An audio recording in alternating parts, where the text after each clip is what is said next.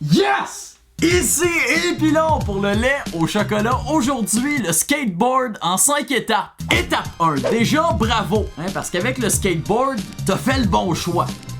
Sauf si t'as acheté genre un pennyboard. Là, tu déçois vraiment toute ta famille. Parce qu'existe ce que j'appelle l'échelle de la reconnaissance du sport de roulette, qui va comme suit. Ok, du plus cool au moins cool, on a le skateboard, le longboard, le rollerblade et la trottinette. En passant, si t'es ce gars-là, en chest, une piste cyclable le dimanche matin qui fait du rollerblade, les bras dans le dos, avec des écouteurs de 2002, là tu passes en arrière de la trottinette. Et c'est non négociable. Étape 2. Là, c'est vraiment à ta guise, mais pour faire du skate, il faut que tu commences par t'acheter une planche. Et pour t'acheter une planche, ben, tu vas dans un skate shop.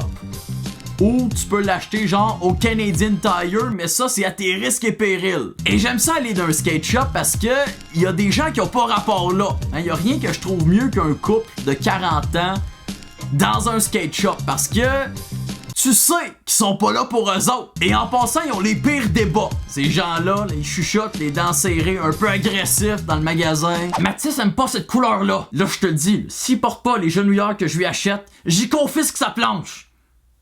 À cette heure, maintenant que t'es dans le skate shop, vient le temps où tu choisis le design en dessous de ta planche.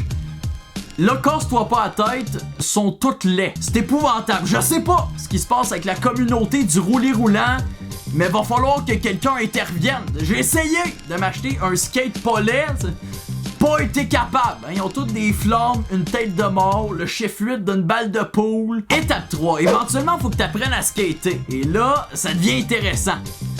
Pas pour toi, mais pour les autres qui regardent. C'est pas quelque chose d'inné, le skateboard. On est moins loin qu'on le pense de n'avoir aucun équilibre. D'ailleurs, étape 4, ta première chute. Selon moi, y a pas pire humiliation que de tomber en public. Et ça, peu importe le moyen de transport. Ok, en vélo, en marchant. S'il y a des gens qui tombent en marchant, je sais pas. Parce qu'on tombe jamais d'un contexte le fun.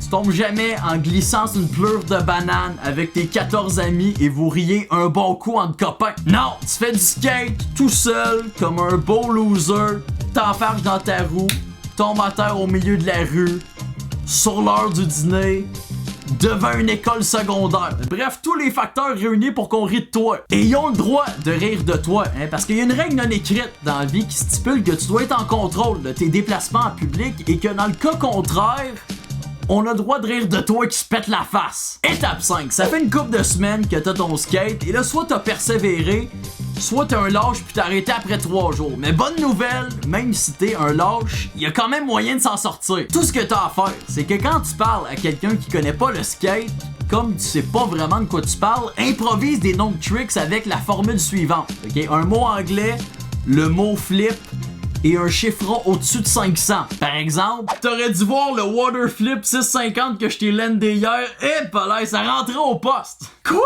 Tu sais même pas faire de turbo flip 580? Hey, beau loser! Bref, c'était le skateboard en 5 étapes. Salut!